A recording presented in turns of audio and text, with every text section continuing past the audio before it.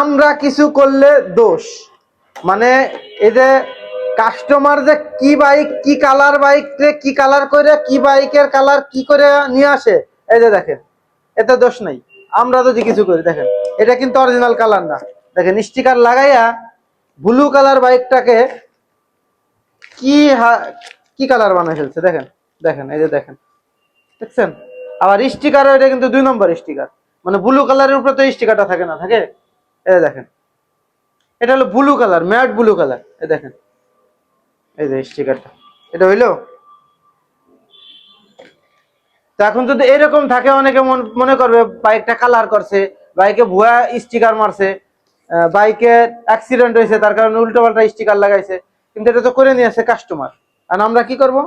আমাদের কি করার আছে বলেন? আমাদের এগুলো খুইলা এটার অরিজিনাল যে লুক সেটা দিতে হবে। সেটা কি, বাইক ঠিকই আছে, স্টিকারটা হচ্ছে লাল কালার লাগানো, এই অরিজিনাল যে স্টিকার সেই স্টিকারটা আমাদের লাগাইতে হবে। এখন কিছু করার নাই, বাইক কিনে ফেলছি, এখন এগুলো লুক তো চেঞ্জ করতেই হবে, তাই না?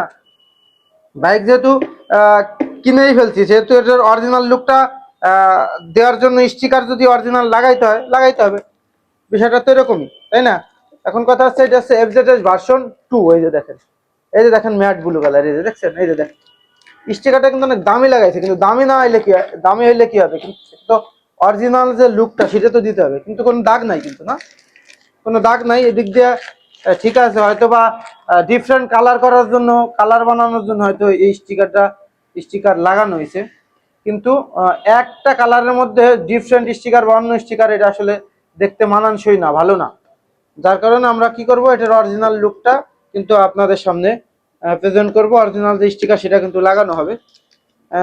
অনেকে ভাবতে পারেন যে আসলে অরিজিনাল স্টিকার পাওয়া যাবে কিনা না যাবে, এগুলো নিয়ে কিন্তু অনেকের মতবাদ আছে। ভাই পাওয়া যায়, অরিজিনাল স্টিকার পাওয়া যায়, শুধু স্টিকার লাগাইতে হবে। যাক, আমি উঠাইতে পারতেছি না, নাক ব্যথা হয়ে গেছে।